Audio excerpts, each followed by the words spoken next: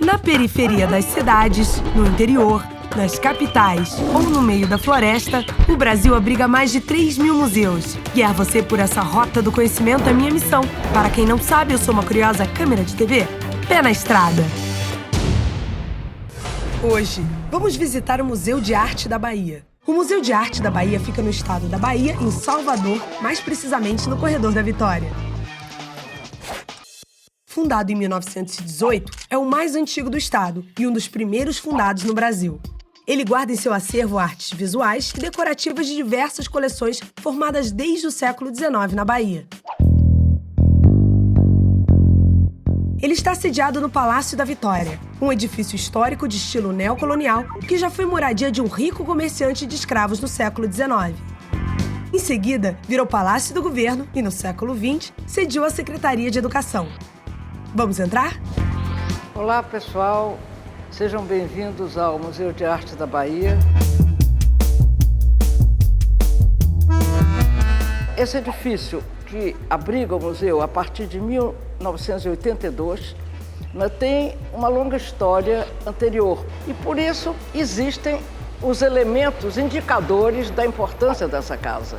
A exemplo desta magnífica porta, era de uma casa que foi demolida no centro histórico, uma porta datada de 1674 e que, portanto, ao ser construída a Secretaria de Educação, trouxeram esta porta para, enfim, dignificar a entrada de uma Secretaria de Educação. Ao subir essa escada, vocês poderão apreciar essa magnífica escadaria em jacarandá, com colunas torneadas, não é? Com essas figuras aqui, que são figuras da mitologia, Tritão, que é um deus marinho, filho de Netuno. Esse belíssimo piso de mármore, não é, que parece que lembra até quadros do século XVII, de Vermeer, das casas holandesas. O hall é revestido de azulejos do século XIX, não é? E vocês têm aqui embaixo, não é, muitas e muitas outras histórias para contar. Vamos dar uma volta pelo hall para conhecer mais?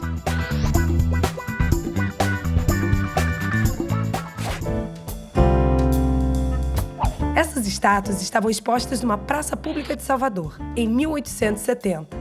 Estas estátuas de mármore de Carrara não têm autoria conhecida, porém representam as 4 estações .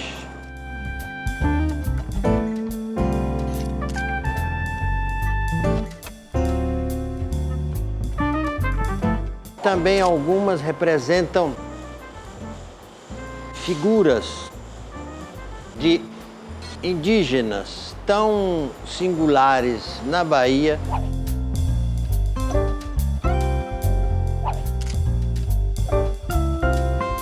Essas estátuas são únicas porque sobreviveram à destruição feita pelo homem, praticada por o homem nesta cidade.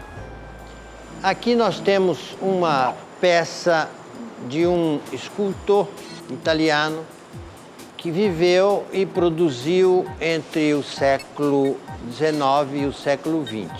Este é um torso de uma figura que compõe o acervo deste escultor, que está na grande e monumental obra que ele realizou e que está posta nas praças desta cidade, como, por exemplo, o monumento ao 2 de julho, que fica na praça do mesmo nome, encimado pela figura do caboclo, do índio, que contribuiu muito para as lutas da independência no Brasil, porque na Bahia foi onde ocorreram realmente batalhas pela nossa independência. Esta é uma sala muito especial, fruto de uma doação importantíssima de um médico chamado Antônio Berenguer, que durante a sua vida ele resolveu colecionar madeiras. Essas madeiras que aqui estão ele teve uma genial ideia de pensar a coleção em formas de livros. Ele então fez uma biblioteca de madeira. Cada armário desse tem 300 qualidades de madeira. Então vocês têm jacarandá, vocês têm cedro, tem ipê, tem vinhático, tem todas as madeiras brasileiras expostas nesses 2 armários. Que se esse senhor não tivesse morrido tão cedo, teria, em vez de 2 armários, 4. Porque ele teve esse gosto, portanto, de preservar talvez a maior riqueza do Brasil. E por isso o Brasil se chama Brasil, porque vem do pau-brasil. Talvez o que muita gente não saiba é que esses veios que estão aqui, por cada veio desse vai se contando a idade da árvore, né? Então isso é uma coisa muito curiosa. Na saída da sala, podemos ver essa obra do escultor baiano Mário Cravo Júnior.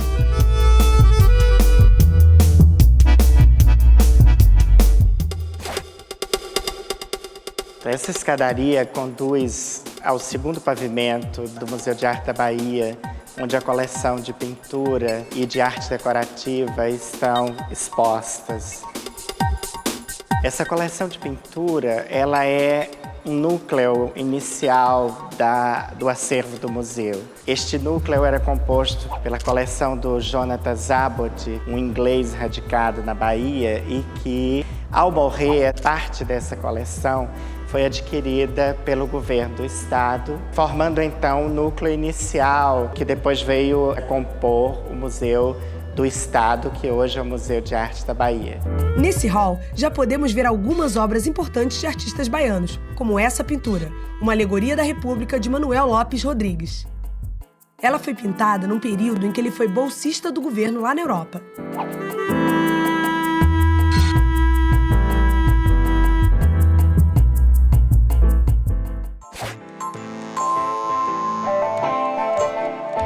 Também faz parte do acervo esse banco, que pertenceu ao antigo Teatro São João, que pegou fogo em 1910 em Santo Amaro da Purificação, cidade do Recôncavo Baiano.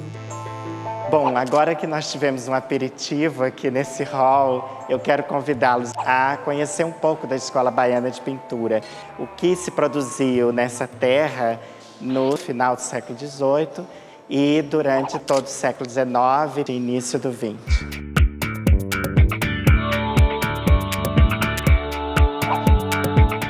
E a Escola Baiana de Pintura tem como fundador o pintor José Joaquim da Rocha, que infelizmente deixou de ser representado no museu. Ele era especialista em pintura em perspectiva dos forros das igrejas. Esse trabalho oficinal fez com que o pintor tivesse muitos discípulos. E alguns deles deram continuidade a essa demanda religiosa na Bahia do final do século XVIII e no século XIX.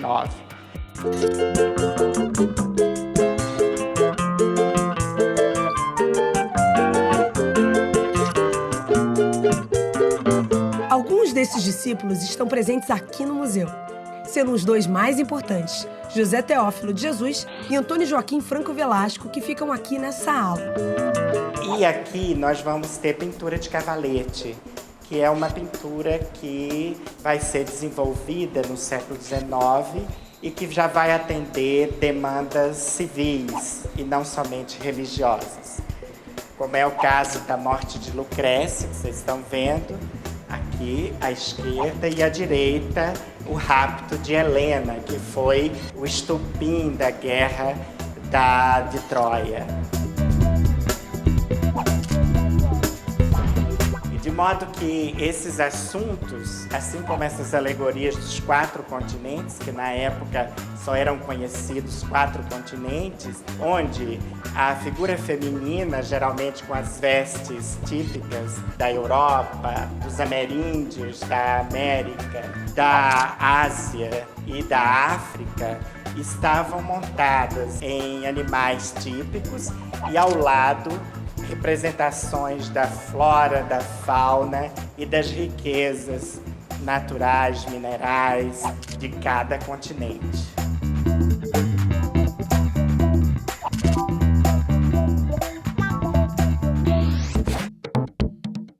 Franco Velasco quanto José Teófilo fazem a transição do século XVIII para o século XIX. Sendo que Franco Velasco é considerado um dos discípulos que desenvolveu um estilo dos mais pessoais, né?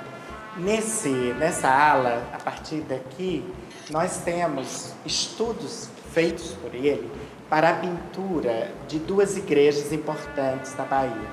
Esses aqui para a igreja de Santana e esses de cá para a igreja do Nosso Senhor do Bonfim.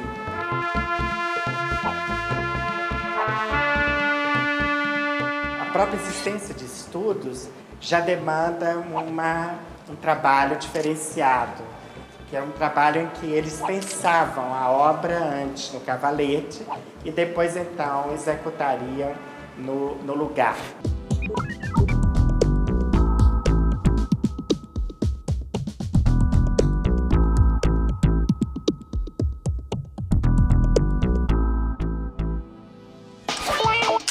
No próximo bloco, vamos conhecer a coleção decorativa do Museu de Arte da Bahia. Não sai daí!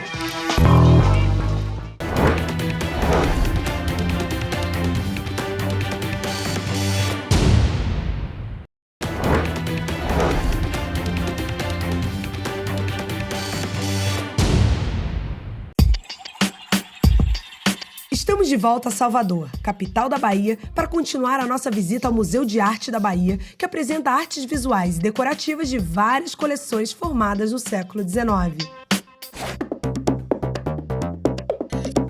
São visões desta cidade do Salvador, onde nós podemos apontar vários viajantes que aqui estiveram, ingleses e holandeses, e que procuraram esboçar, desenhar nossa cidade.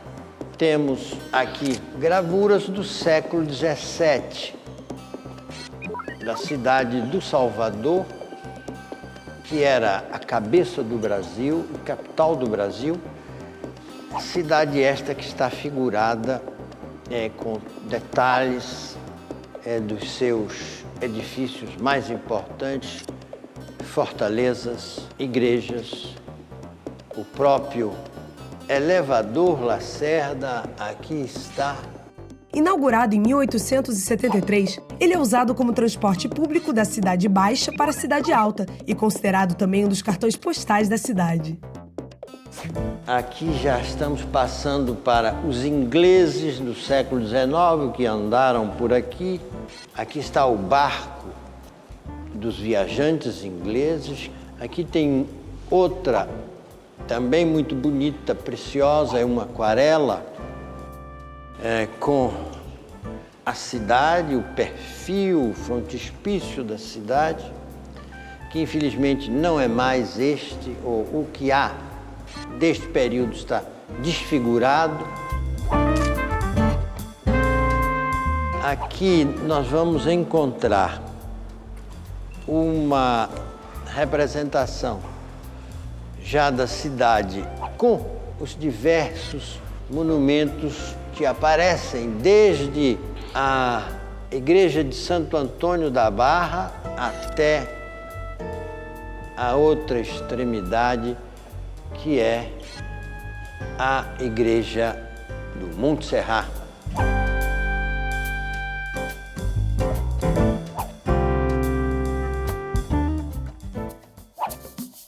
Vamos subir para continuar a ver a exposição sobre a pintura baiana do século XIX? É por aqui. No século XIX, a Bahia ainda vivia uma demanda pela arte concentrada nas igrejas, mas também que já começava a variar, a ter uma demanda civil. Mas dois acontecimentos vão favorecer a institucionalização do ensino da arte. O primeiro, em 1872, a fundação do Liceu de Artes e Ofícios, e o segundo e mais definitivo foi em 1877, com a fundação da Academia de Belas Artes da Bahia. A partir dessa institucionalização, aquela relação mestre-discípulo continuará, mas de uma maneira escolarizada. O museu expõe peças, talvez das mais importantes, de um dos fundadores da academia, que era o baiano João Francisco Lopes Rodrigues, onde nós temos aqui algumas pinturas de natureza morta, e que nos atestam a competência desse pintor.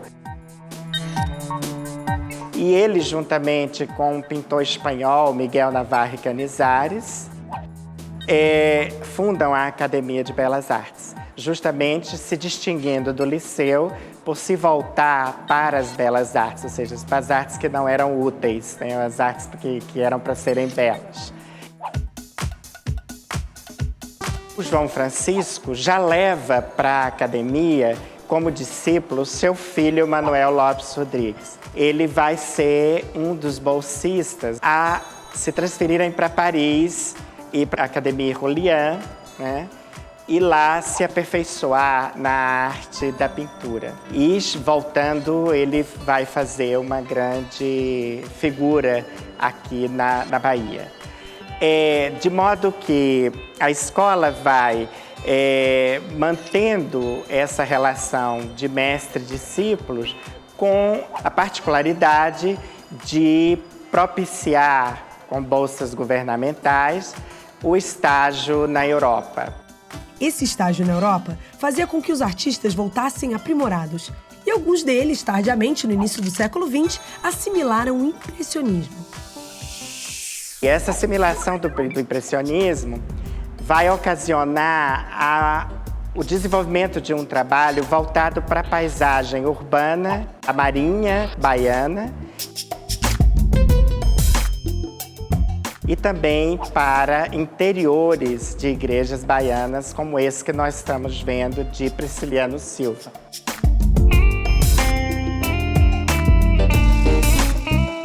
Ele adequa a técnica impressionista de manchas, de pinceladas fragmentárias, a representação dos interiores das igrejas baianas. Ainda nessa linha de assimilação do impressionismo, mais dois pintores saídos da Academia de Belas Artes e com estágio no exterior compõem um acervo do museu: Mendonça Filho e Alberto Valença. Ambos trabalhando com a paisagem urbana soteropolitana, incluindo nessa paisagem a natureza, e, sobretudo, Mendonça Filho se fixando na marinha e nas cenas da vida dos pescadores na praia de Itaparica. Vejam que a luminosidade é impressionista, a pincelada também se aproxima muito do impressionismo, mas a temática é localizada, ou seja, é o encontro da luz. O que todos nós vemos nessa escola institucionalizada é uma base acadêmica que vai se mantendo mesmo com as assimilações impressionistas. Nós estamos no serviço educativo do Museu de Arte da Bahia, onde se realizam várias oficinas, a depender das funções temporárias. Aqui nós temos o produto de várias oficinas com tear, né, oficinas criativas para fazer brinquedos com reciclados, como é esse que está aqui, né, oficinas de cerâmica, como esses objetos que aqui se encontram, feitos pelas crianças, né, numa oficina de cerâmica. O museu é o grande veículo da educação e de sensibilizar a criança para a arte. Luca, você está fazendo aqui o quê? Uma corrida de carro? O que você está fazendo aqui nesse brinquedo? Os carros estão andando na praia. Estão andando na praia? Ah, que areia! E um sol lindo, está um dia maravilhoso. Na exposição eu tinha visto um circo e aí, como eu gosto muito de circo, eu resolvi no meu desenho botar alguns elementos. Eu acho que, através da arte, a educação se faz de uma maneira muito mais alegre, muito mais consciente no sentido de que a criança está dentro de um mundo que ela domina, que é o brinquedo.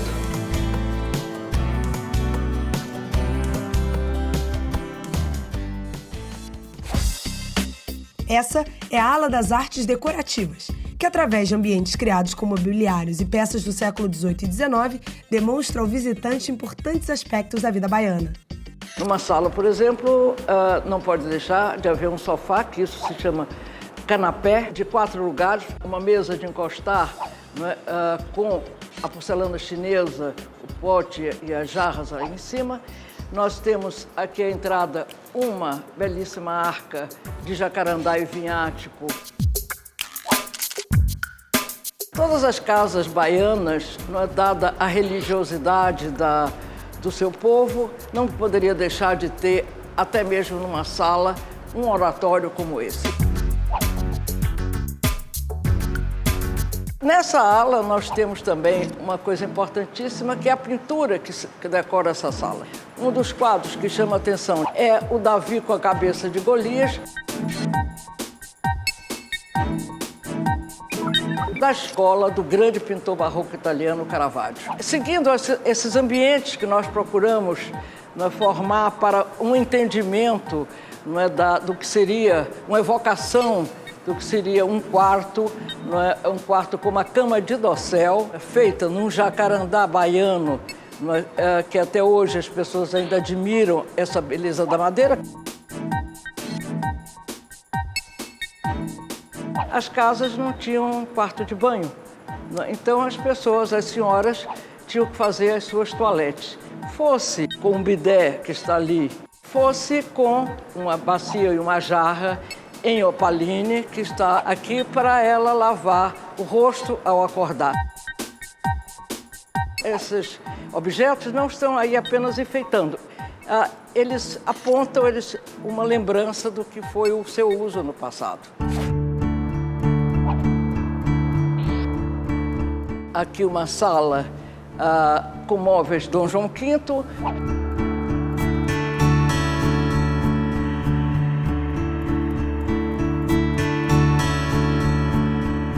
Esse é um móvel que existia nas casas e escritórios a partir da metade do século XVIII. Isso é uma cômoda com móvel composto, uma cômoda papeleira. Embaixo é a cômoda e aqui é o escritório para se colocar e guardar os papéis, os documentos, né? E tem uma coisa que faz assim o encanto dos visitantes, porque todo móvel desse tipo tem um segredo para se guardar documentos, para se guardar dinheiro, para se guardar joias, e tem uma gaveta escondida. Cada marceneiro fazia o seu segredo, não há 2 papeleiras com segredo igual. Nós estamos numa sala do século XIX, quando o estilo império brasileiro começa a se afirmar através desses móveis que tem aqui.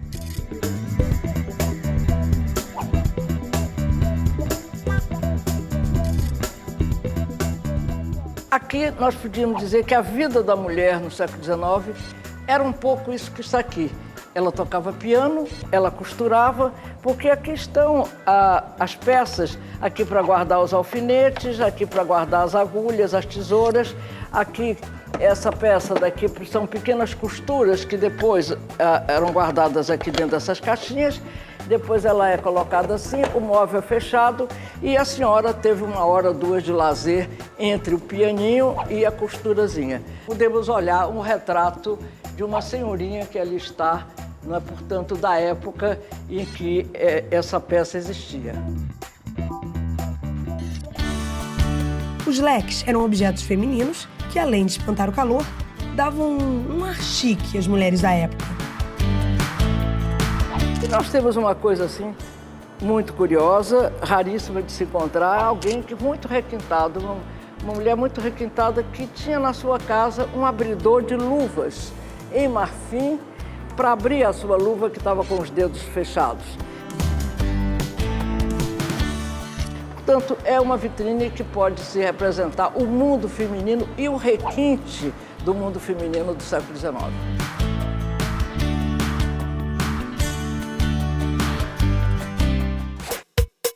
A preocupação maior do museu é que suas coleções, tanto de artes visuais quanto de decorativas, consigam transmitir no futuro todo esse passado baiano. Queria dizer a todos aqueles que venham à Bahia, sejam moradores, sejam visitantes, que não deixem de ver esse museu, porque vocês vão conhecer muito da história da Bahia aqui dentro. Eu queria agradecer, muito obrigado e espero que todos vocês venham visitar o museu. Se você é um dos que querem visitar o museu, aproveita então para anotar o endereço agora. Corredor da Vitória, Salvador, Bahia. Anotou? Então até o próximo programa, pessoal!